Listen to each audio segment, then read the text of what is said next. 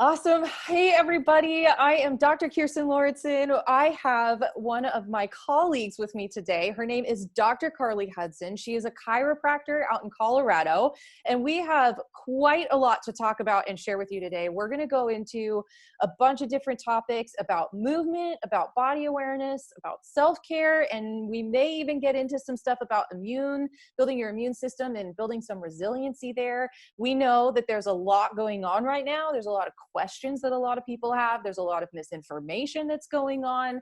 And so our goal today is just to try to give you some really helpful, useful tips, a really great conversation to try to just bring things to light a bit and just see what we can do and bring to you, and so that you can get maybe some answers during this time that's just kind of a little bit off. So Dr. Carly, welcome. Thank you so much for being here. If you want to do a little introduction about yourself, that would be great.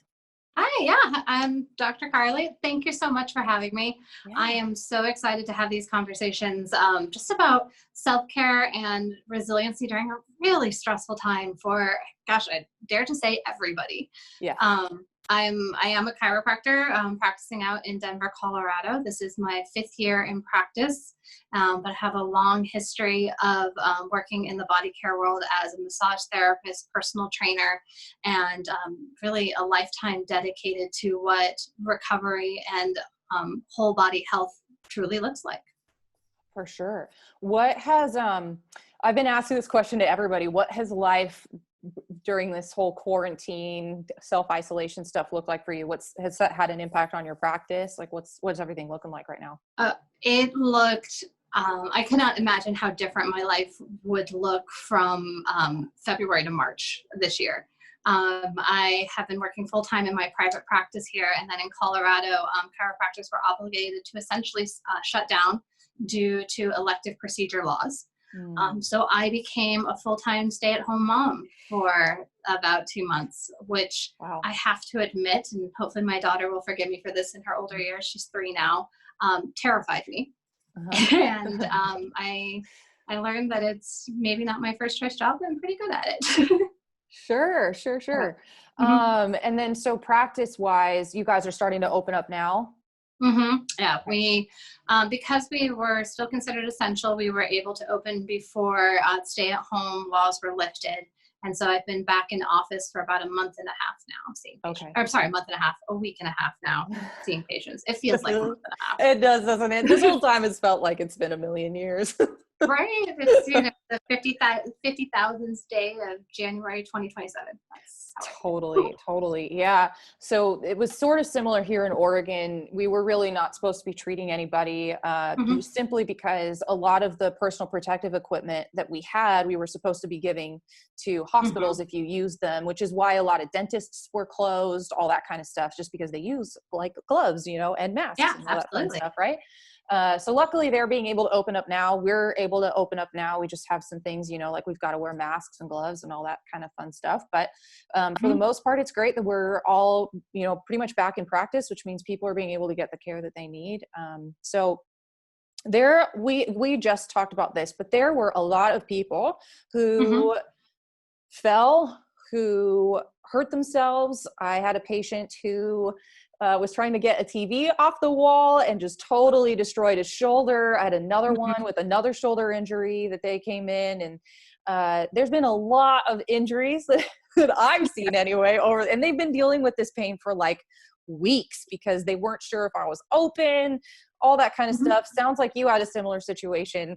What is that looking like now? And did you see some patterns first? I'm curious. And then were there some things that you, maybe that we could bring to light as far as what people could maybe do at home if they're in some type of pain? Absolutely. I actually saw 2 really interesting patterns. One of them is, yes, those injuries that have been sitting for a long time. We got our last icy snow back in Easter, around Passover and Easter here, and I had several slip and fall patients, but they were unable to come in and get chiropractic care. And so a lot of those injuries, low back pain, a twisted, I use the term twisted loosely. It's not like it turned over, but an injured tailbone, knee and ankle problems, all from the slip and fall on the ice. And what is typically a really easy thing to fix if you come in, as quickly as you can within a few days, ideally within a week, because it sat for about a month, month and a half, became a much harder thing to change in that patient's physiology and their biomechanics. This happens because our body adapts to protect us from that injury. So what has become in an instant hypermobile, damaged, torn, the muscles around it split almost like a makeshift cast or ace bandage wrap. And the longer it stays there, the more our brain gets really comfortable with, yeah, this is going to work. We're just going to keep it that way. And it's a lot more that we as providers, chiropractors, PT, massage therapists need to work through to unwind these layers of adaptation that have now occurred on top of the injury. So Exactly. a lot of the injuries that would have been really easy to fix back in April took all of my might for each of the visits this time. And they are coming back for a follow-up pretty quickly thereafter. Absolutely. Well, and then on top of that, we haven't had massage therapists that have been open either. And so I've had to do I already do a lot of soft tissue just because that's something that I think is really important before adjustments. That's a personal thing, but absolutely. I've had to do even more so because my patients haven't been seeing their massage therapist. So they're coming in so locked up. There's a lot of retraining that we're having to do just because of that. I do think that point though is very important to talk about, which is that piece where the brain and the body learn different patterns, and they can learn them from just a simple fall. You can learn that just maybe if you tweak your shoulder one day doing a workout and then you don't do anything about it, the body can literally learn new patterns, and it can take months on top of that to eventually get the pain that doesn't often show up where it originally was. It shows up somewhere else because the pattern's changed. So I've seen several of those types of injuries, and it's so much harder to overcome them when they've sat for a very long time. It's an entirely different thing. So our body's main goal is to keep us upright in pursuit of food and reproduction. Absolutely. And so long as you're able to do that, it doesn't really matter if it's coming with a limp, so long as nothing's chasing you. Totally. But we have to undo those patterns.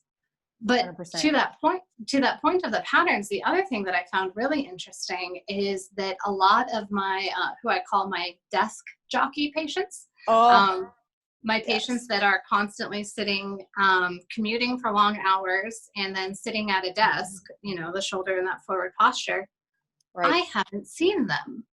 Unless they have slipped and fallen or done something else inopportune over the last 2 months, they have not been sitting at their desk in the same position. They have not been commuting in their cars in the same position. I've talked to a couple of them on the phone, and they walk around their house on their Zoom calls. They do some in the backyard at this height of a table, some at this height of a table. And so long as they are moving around the house, their bodies are actually feeling better, and they're choosing to delay care. Totally. Which I love. I've always joked that that's the 9 to 5 that keeps me in business, and turns out. Yeah, for sure. I actually have 2 directions I want to go with that exact comment. One of them being, there is a process that happens in the body when we sit in one position for too long. And it's really only 20 minutes that we start to see changes. So, you sit in this flexed position when you are sitting, right? And that means that a lot of those ligaments and tendons that are holding the back together are starting to stretch out. It's a concept which Dr. Carly knows is called hysteresis and creep. So what happens, it's the creep, right? It's got the creep going. Yeah.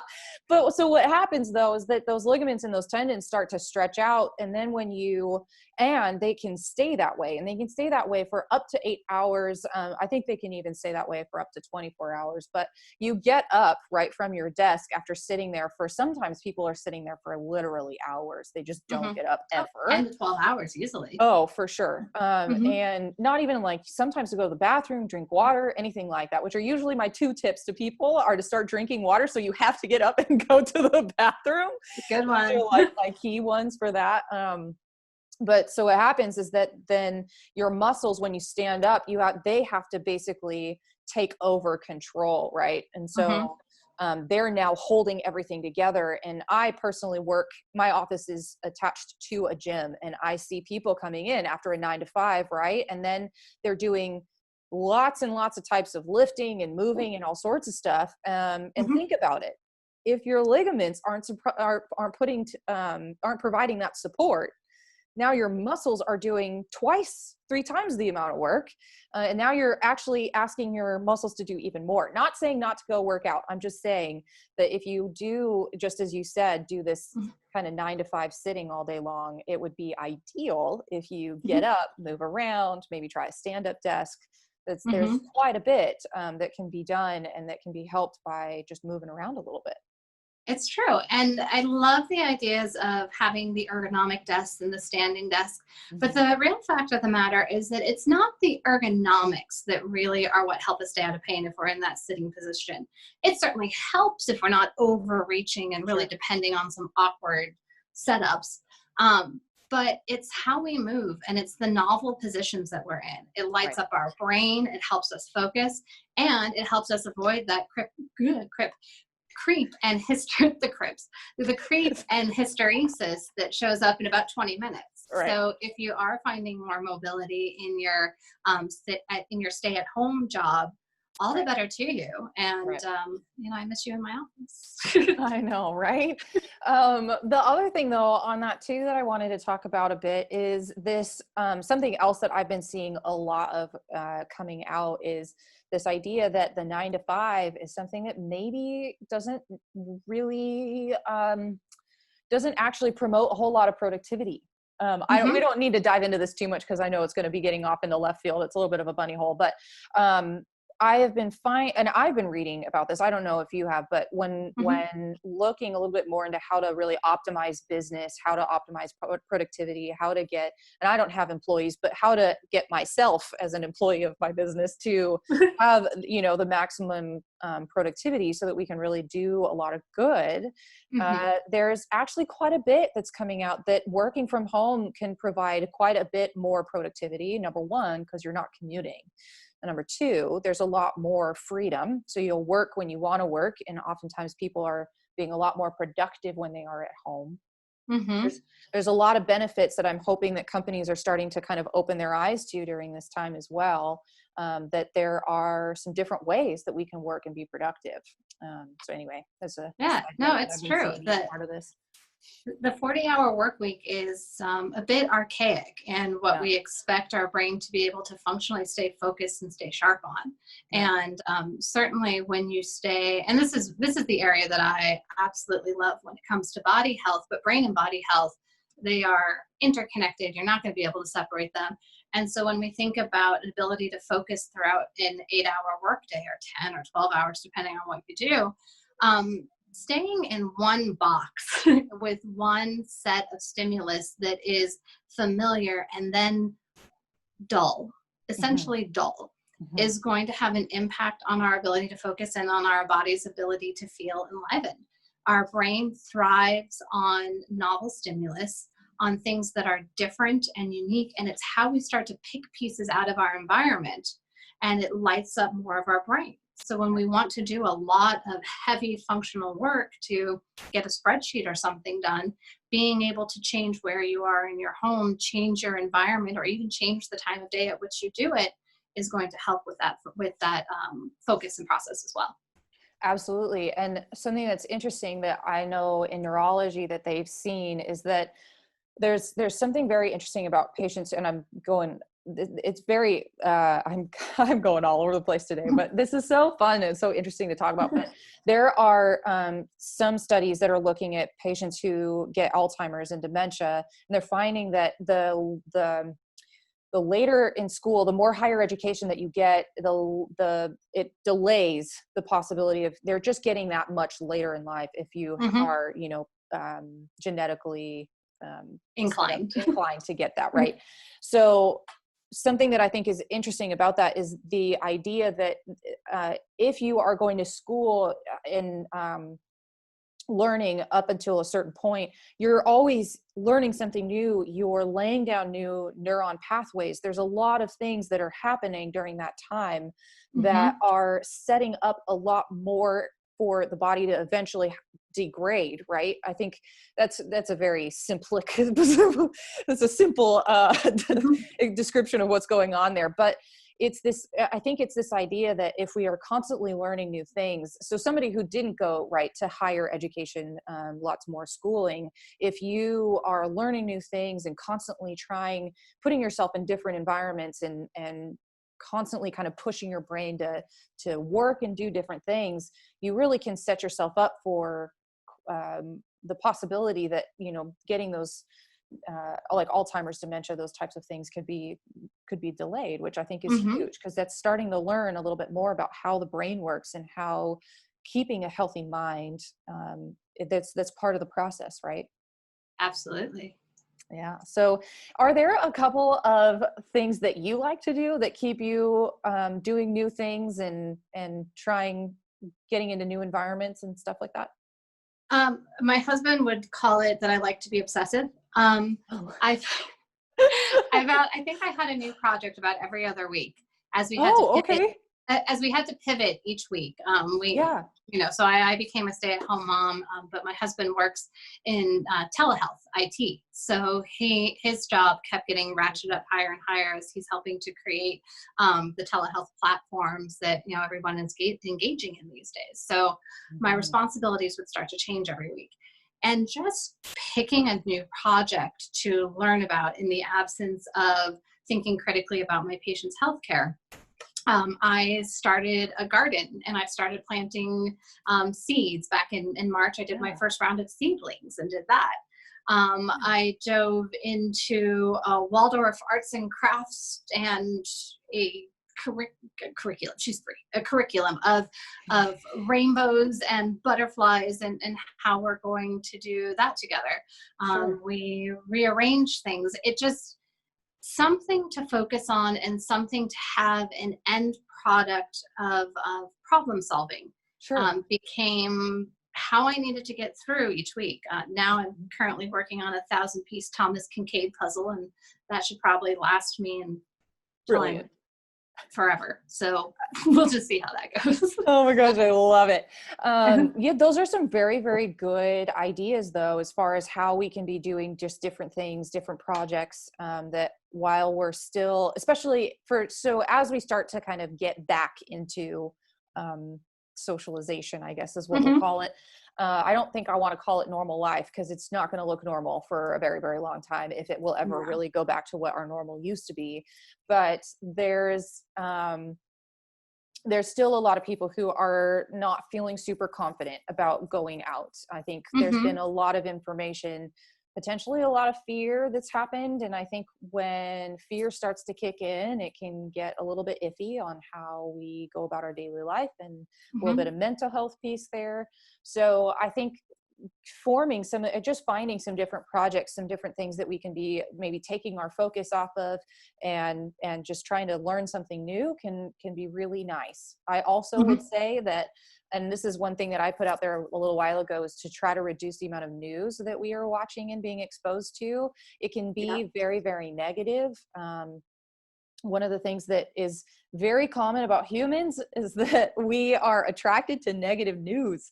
Mhm. So it's a way that we're designed to keep ourselves safe, right? Like we hear that, or we saw a snake on a road, and so we know we're just, maybe need to avoid that place later on. And so we're very attracted to that kind of thing, like, oh, I need to protect myself, need to protect myself. However, that negative news can have a significant impact on how our health, how our brain functions, on our mental health. And I think I even saw that it can have an impact on our immune system, just because probably of the stress that it can create. Um, Absolutely. and Yeah. anyway, so yeah, it's a Our negativity bias as humans, I mean, you're right, it does keep us alive, but that's the idea, that it's supposed to keep us alive in an instant of momentary stress, of right. momentary attack. And essentially, in Colorado here, it started probably about in March, that we have been under about 2.5 months, closing in on 3 months of continuous attack, Right. should we keep our attention on the news cycle. Mhm. The news cycle is really meant to be a little sensational. That 24-hour news cycle has to report constantly. And the more sensational, the more eyes it gets. Mhm. And what I love about what I've seen my patients do, and the approach that I was diligent about taking over my time at home, is that I focused on things over which I actually had control. You know, Yes. we don't have control over the news cycle. We don't have control over what our neighbors are or are not doing according to recommended measures. Right. We do have control over ourselves and our own bodies. And initially, that's what the garden became to me, is that I could physically, tangibly sink my hands into something that was mine to start to craft and create, and take that all the way through to this, torturous puzzle that I'm working on now. It's still something that I can manipulate.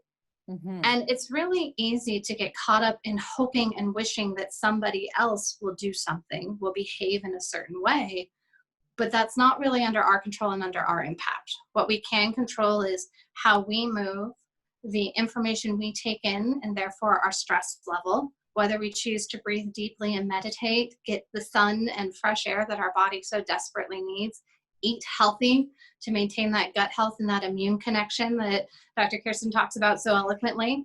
All of those pieces are things that we can control and ultimately support our immune system, our overall sense of health and ability to thrive despite what the outer environment is throwing at us. Absolutely. I think I love that idea of having something really tangible, right? Like I also, you guys know, I love the idea of gardening. I am a huge fan of it. I've been doing we had a garden when I was a kid, and that's what started it all. And then when I got into college and had my own house, I started gardening. Now I have a huge, huge, huge garden. And I love the idea of growing your own food. That's the most amazing thing. And one of the interesting things that came out of World War II, when they were having a lot of this stuff, is victory gardens. Yes. And people started growing their own food. And I Mhm. think that that is something that we are definitely coming into the summer. This is the perfect time. And it honestly, for us, Mhm. especially in the Pacific Northwest, it's not too late. You can totally get started.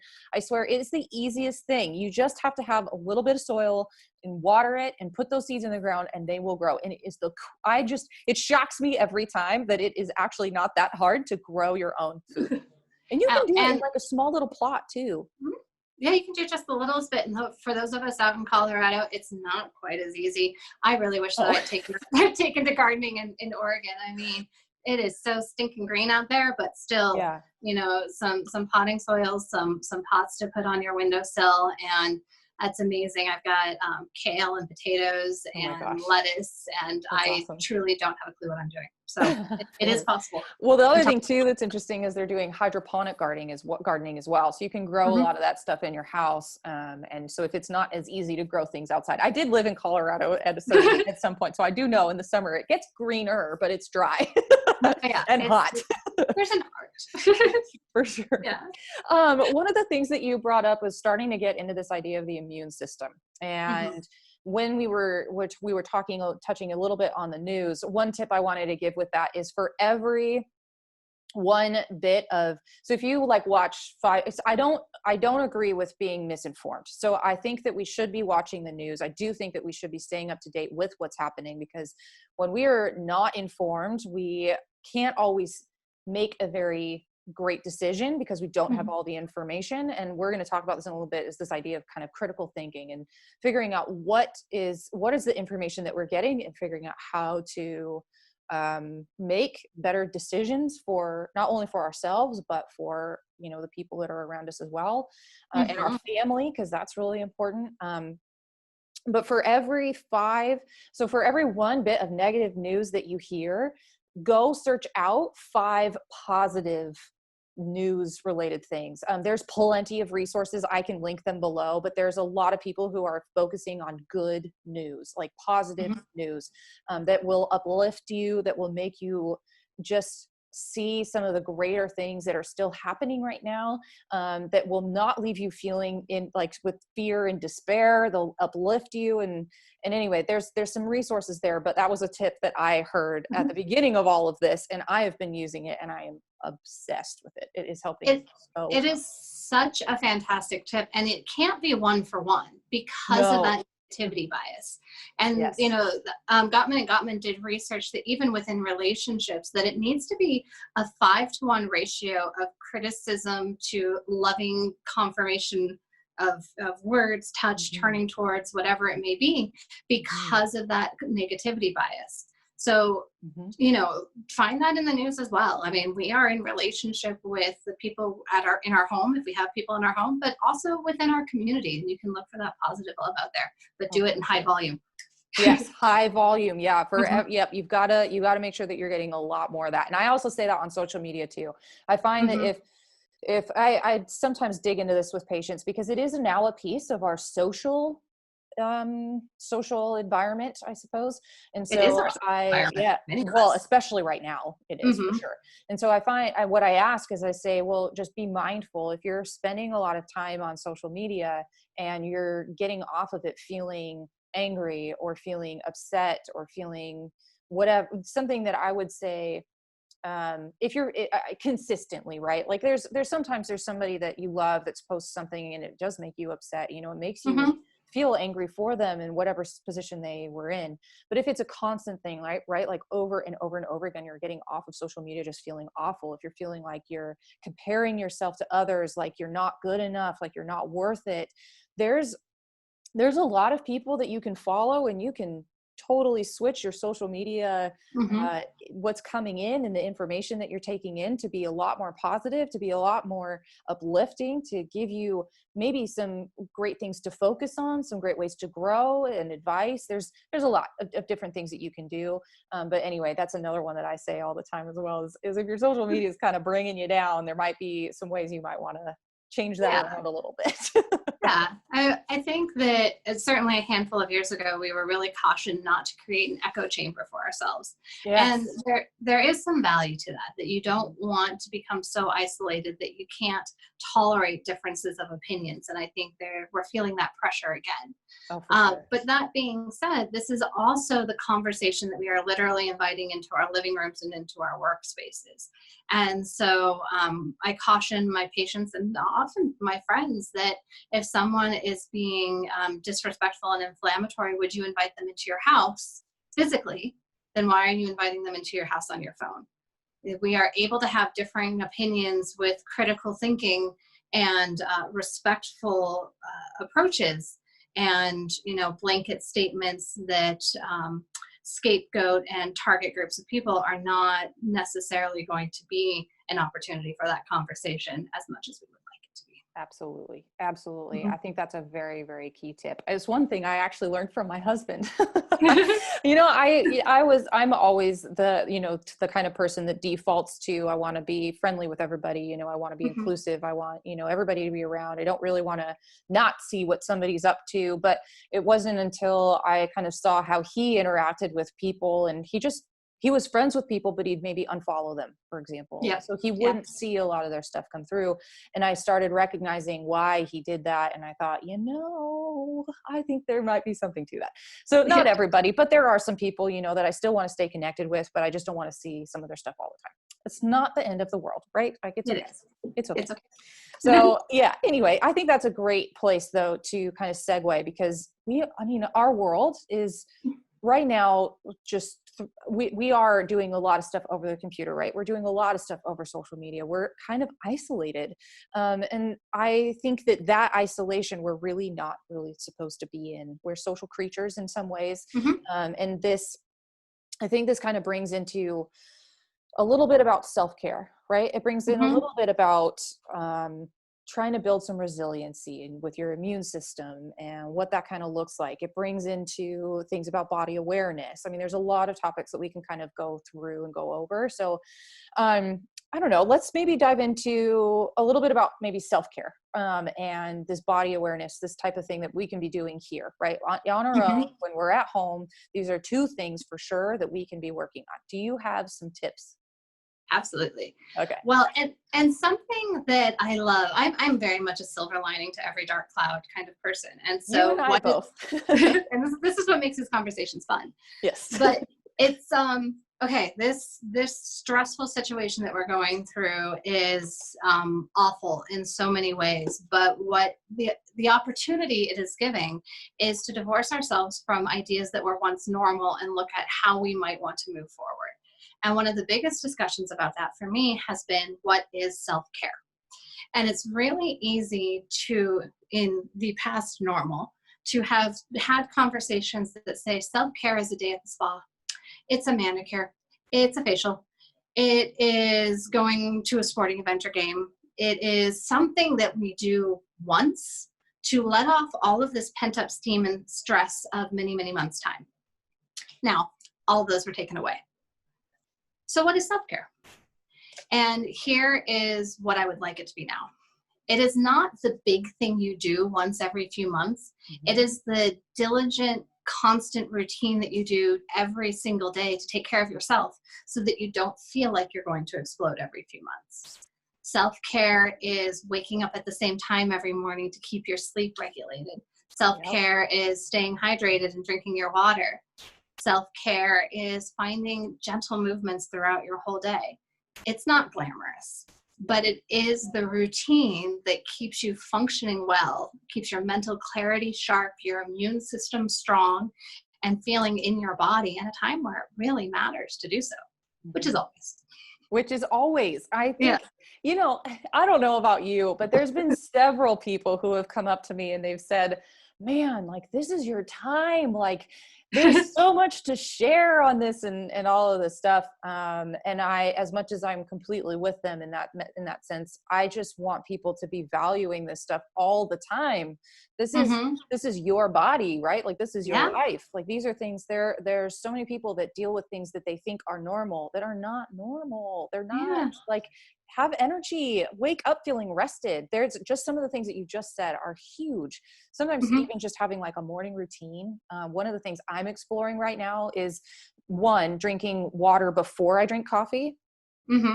Just that glass of water, I start to crave the water before I even crave coffee in the morning, which I think is Oh, really cool. Yeah, isn't that? It's very, very interesting. I've been I need playing to around work with that. on Yeah. it. Yeah. I really like it. The other thing too, that I'm playing around with, because I think that sometimes coffee can be quite a stress on the adrenals and on the system. And so sometimes I like to take some time away from coffee and fill that in with some other things just to keep some focus and really try to biohack that, I suppose, in some ways. Yeah. But the other thing is this idea of a morning routine. I love the idea of like book ending your days with something that you are intentional in the morning and something that you're intentional with in the evening. And again, it's just as you said, it's that practice that you do every single day. Self-care is not, necessarily buying a ton of skincare stuff and like having this exorbitant routine. It's really more, and that can be for some people, right? Like that just time to just sort of chill, be, in your bathroom by yourself, taking care of yourself. It sounds great, doesn't it? I know, it sounds awesome. And I love that. I also love the idea of doing, maybe a short guided meditation or a breathing exercise, in the morning or in the evening. It's something that takes 5 minutes, but can really help just ground you, center you. I'm exploring, I really want to pick your brain about this, because I'm exploring and trying this new thing where in the morning I'm trying, anytime you do anything new, it's really fun. But I'm trying to wake up at 5 a.m. and do this. And I got this from a book that's 20-20-20. So 20 minutes of movement, 20 minutes of like journaling, meditation. I would call this self-care hour. So it's really just trying to set an intention for the day, but download anything, be creative, anything. It's 20 minutes of whatever time, but focus on something usually. And then 20 minutes of growth. So that could be like a self-help book or a self-growth book. I don't like the term self-help, but growth book, or business or whatever. It's just a time where you can read or listen to a podcast, and absorb some information from that. There's a lot of things that I just do in that 20 minutes. But the idea though, is that grounding movement right in the beginning, and then getting into this time where you can be a little bit more intentional, try to work through some things. Maybe you had an emotional day the day before. Maybe you can break that down a bit, and you've slept, overnight. It's a brand new day. Maybe you can, process that through a little bit easier, or just do a time of meditation and really just feel into that self-care. I mean, that's a time when I'm not a mom, but there's a time in the morning that, moms can get up just a little bit ahead of time and do, even if it was a 10-minute practice, of each Mm-hmm. before their kiddos get up. That could have a huge impact on them, on anybody really. Well, what I love about the 2020, and so speaking as a mom, I throughout many iterations of the last 3 years of my daughter's life, I feel like every time I worked myself into waking up a half hour early and I finally got to the aha, I will now have my half hour of morning time, she changed her sleep schedule. So Totally. so there's something sneak attack about having kids. But the three things that you talk about in that 2020 are really important aspects of just being human. When you have the waking up at the same time every day, or having that grounding movement, or the cup of water before the cup of coffee, we are taking care of our physical bodies. We need to move to help move the lymph and the sluggish crud out of our bodies to keep ourselves well oiled and functional. Water, good meals, all of those things are the taking care of our body on a daily basis. Then the meditative, the deep breathing, the stream of consciousness journaling, or some people might be painting or going for a walk. Yeah. In that meditative sense, it's losing yourself in sort of an open place of possibility. We are not meant to be focused and thinking all the time. We have to turn our brain off, in a sense, to create space to create more. So that goes into the 9 to 5, maybe not being exactly what we want. Right. But No, then totally.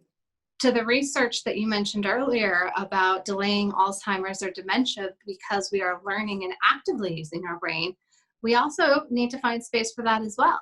Right. So the learning opportunity, the book that you are reading, the self-improvement in that way, whatever aspect that you want to focus on. Maybe you want to learn about bumblebees. Maybe you want to learn about running your business, or maybe you're a poor CPA who has to know all of the new tax laws that are coming out this year.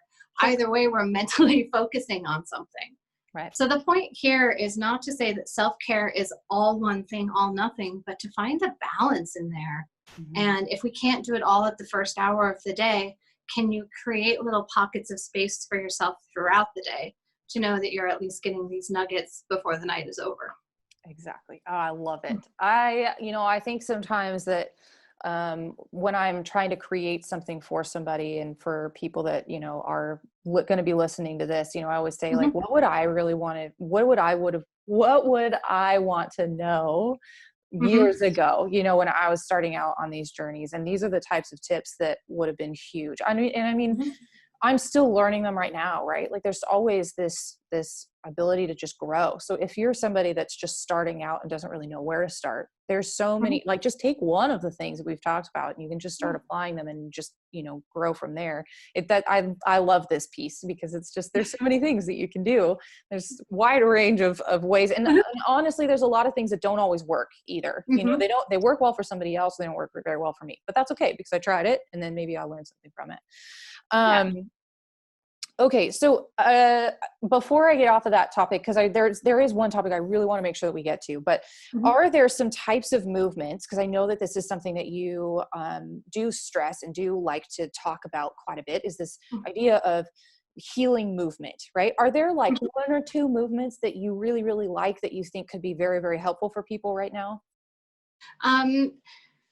Generally speaking, yes, because the main idea about movement is that the most healing movement for you, for any individual watching or listening, is going to be a movement that you don't typically do. And so in a 9 to 5 world, commuting world, we could say something where opening up your front body and expanding across your chest becomes a really important thing, because we can rather safely assume that we're all sitting at our desk, deep flexion in our hips. I'm literally doing that right now. Over here. I feel like I need to back away. Really, I know, right? Yeah. Yep. But the important thing to remember about movement is that our brain craves, just like, many other things we've touched on in this conversation, it craves novel movement. The idea of use it or lose it is ingrained in us on a physiological level. So if you have been sitting on your tush for a long period of the day, you haven't been using your glutes. You have not been using your butt because the chair has been doing it for you.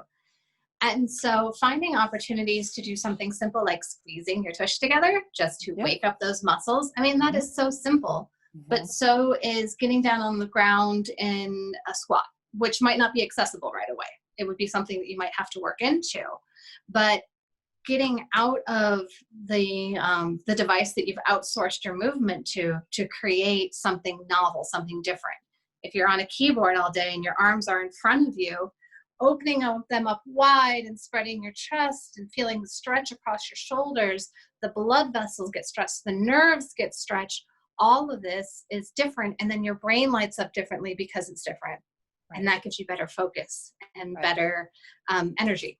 Right. So the one movement I'd say is any movement that is opposite of what you've been doing for the last 20 minutes. Creep and hysteresis, my friends. That's so good. That's so good. Yeah. And actually I would say too, if you really want to try, I think one of the things that I'm always trying to pursue is mm-hmm. being able to focus a little bit better, maybe having a little bit more creativity, and you have to create space for that for sure. But one mm-hmm. of the things to do is to get up. Like literally get up, move, mm-hmm. stretch, move around, walk, as I say, like go to the bathroom, get some water, do all that kind of stuff. Because you'll get blood flowing, right? Like you'll get a lot more stuff moving, and you won't get into this kind of like slumpy, just like fatigued state. And so anyway, you can be a little bit more focused. Well, and our whole brain through, fetal development and then growth development is meant to be fired on movement. Our cerebellum, which is at the base of our brain, kind of cauliflowery looking, it is about coordinating and integrating our physical movement, our speech, our auditory processing, and that ties into the parts of our brain that are, we say somatosensory or somatomotor, somato just meaning body. So body sensory, body motor. It integrates into that part of our brain, and that all, as we'll say, feeds forward into the executive processing of our brain. So this is the last thing to develop and fire, that executive processing, the one that wants to handle tasks, that wants to manage a household, chase after, a whole bunch of kids that you now have to homeschool all of a sudden.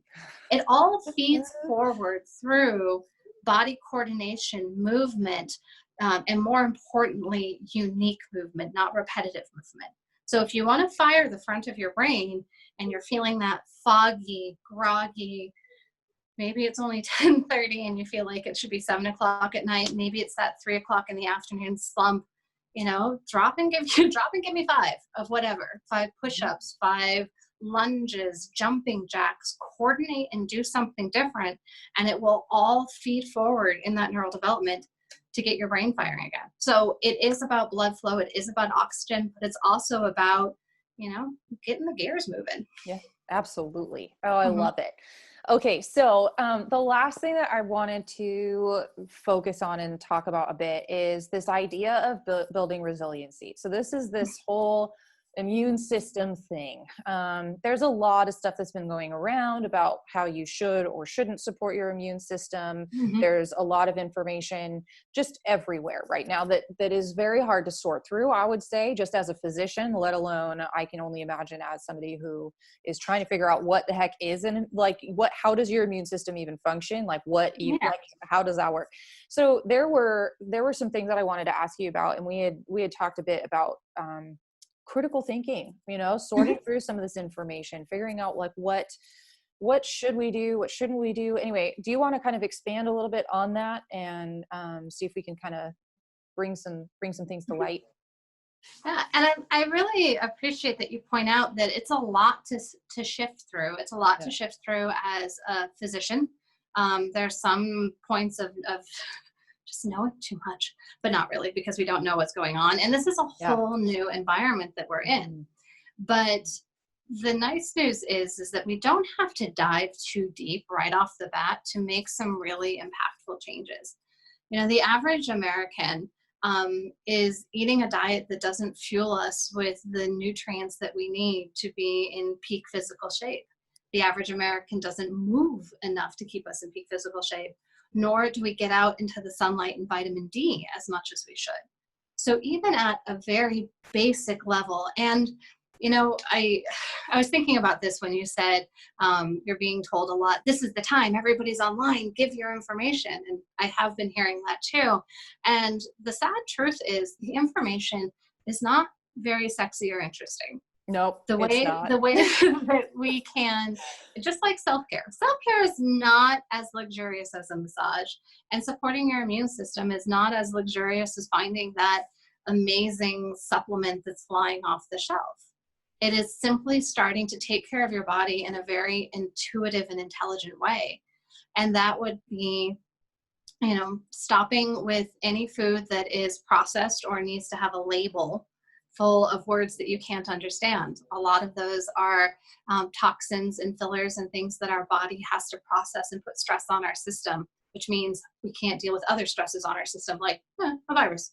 Right. It means moving so that our brain can stay lit up and functional, and that system of lymph within our body that, I believe I had this great podcast interview with Dr. Kirsten over, which came out on our podcast on Healing Ground Movement, if you want to dive deeper into it. Yes. But that your lymph system detoxes and pulls the crud out of your body, but it only does that if you're moving. Yep. And thank goodness it's finally spring and on our way to summer, we can get that vitamin D and we can get that fresh air, which we desperately need to support our immune system and brain function. Absolutely. Even just doing that makes us healthier. And I want to put a distinction here. We are not talking about curing an end stage disease with this. We're not talking about overcoming an awful affront to our body that really needs heavy duty attack on it. We're just talking about making our body stronger and more resilient so that we can be as healthy as we can in the meantime. Yep. There's a big difference between disease care and health care that isn't really being discussed in the current narrative. Oh, 100%. There's, I've almost drawn this out, I think, for most of my patients at this point, but I have them, I draw like, your XY axis and stuff like that. And just picture, you've got this line, and then you've got this line right here. So this is where you start. And then this is what I call the line of disease or illness. Okay. And what can happen is if you normally, let's say you've built up some of those health things, right? Like you are eating fairly healthy. We don't have to be perfect, right? I think we need to talk about that. Like you don't have it's not about perfection. No, but if you are focusing on trying to get in a few more vegetables, a few more fruits in your day, if you're trying to get healthier sources of meat, if you're trying to drink more water, for example, and taking just maybe even a few supplements that will just help support your system a little bit more, that doesn't have to be this 40, supplement protocol that you have to take every day. But there are some things that you can do to kind of boost your system a bit. But if you're moving, right, and you're doing a lot of these, getting really good self-care time in, it's not a lot, it's just some. But if you're doing that, then when you get exposed to something, there's many, many times that our body's able to deal with it and it kind of goes back down again, right? And we get over it and we do just fine. But if you then start to add in toxins, if you then start to add in this chronic, kind of anxiety and overwhelm that we can tend to have when we're told we have to stay at home for the next 3 months, right?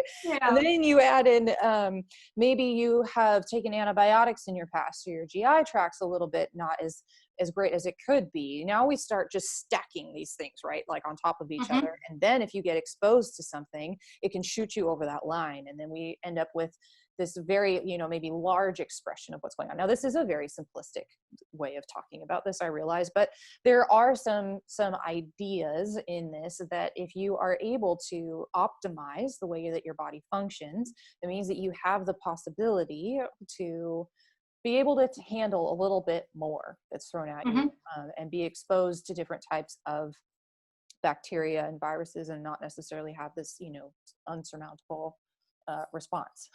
Yeah. Well, and I think that's an important thing to acknowledge is that we are constantly exposed to bacteria and viruses. On our skin, we are covered in staph. There's MRSA on the tables. There's polio around the corner. These viruses are unavoidable.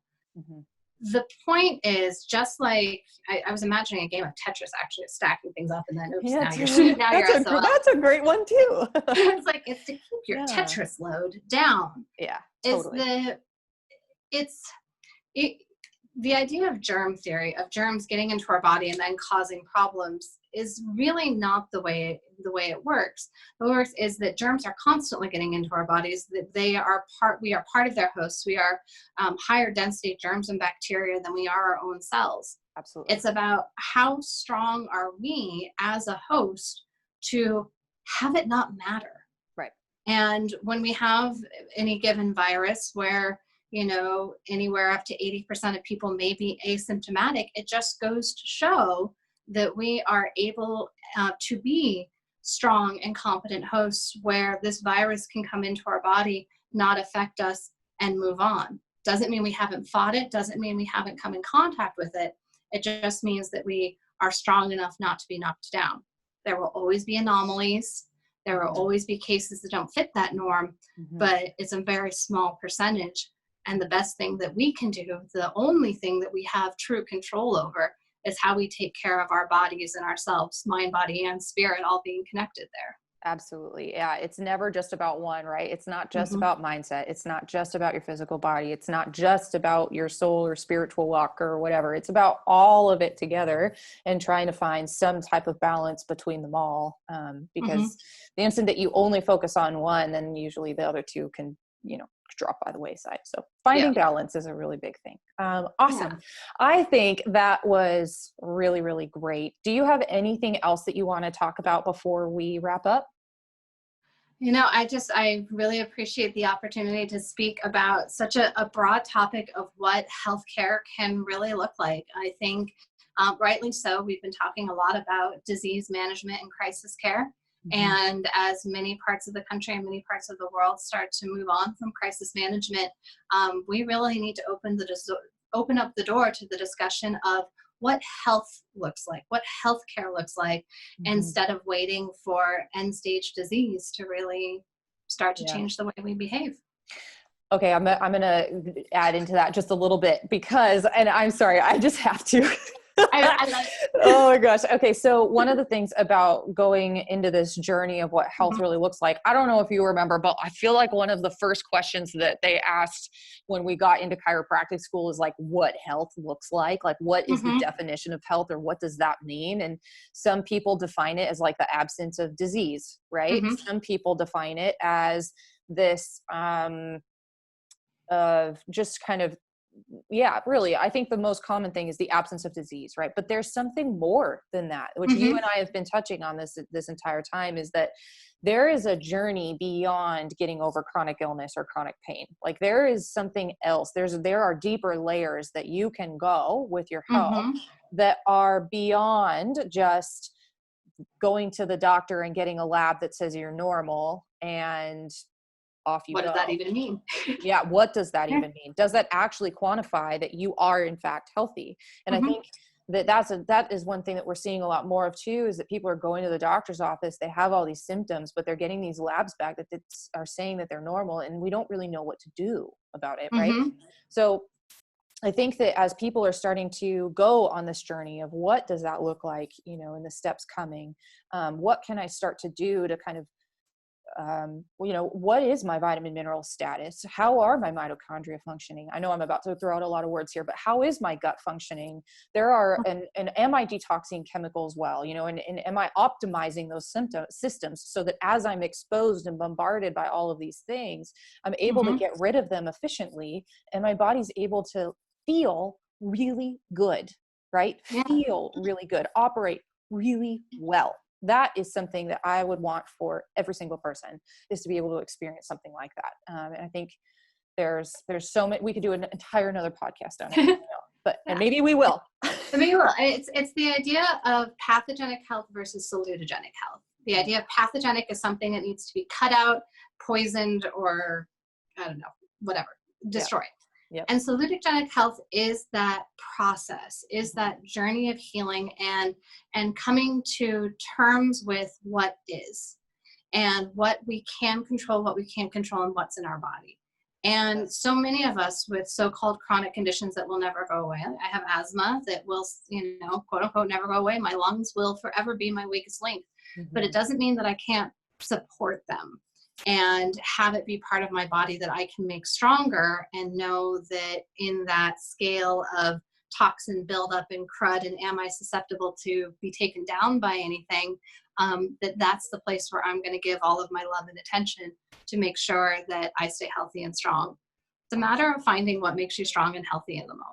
Absolutely. 100%. Mm-hmm. That's a perfect way to end this. So Dr. Carly, where can people find you if they want to learn more?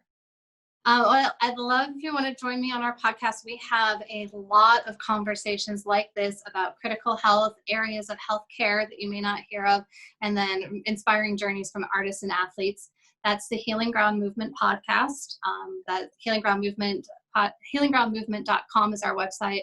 Or on YouTube, Spotify, and anywhere you might listen to your favorite podcasts. Perfect. So if you're in Denver and want to come by, yes, I'm here too. Yeah, absolutely. If you are out in Colorado, you should absolutely go and see Dr. Carly. The other thing too is I will link that at the bottom so that people have that link that they can go and find you, because there is a podcast that I did with you on that podcast all about detoxification. So, and definitely one of the, I think, most fun pieces of that was talking about the myths behind detox. So if there's some things that you guys are curious about, you should definitely go check that one out for sure. Okay. Well, thank you again, Dr. Carly, for being here. I hope that you guys enjoyed this episode. If you did enjoy it, I would love it if you would like our YouTube channel where you're watching this right now, and you can go follow me at Dr. Kirsten on Facebook and Instagram. Thank you so much again, Dr. Carly. We are so excited I'm so excited to have gone through this. And anyway, so yeah, thanks again, and everybody, I hope you have a great day. Thank you for having me.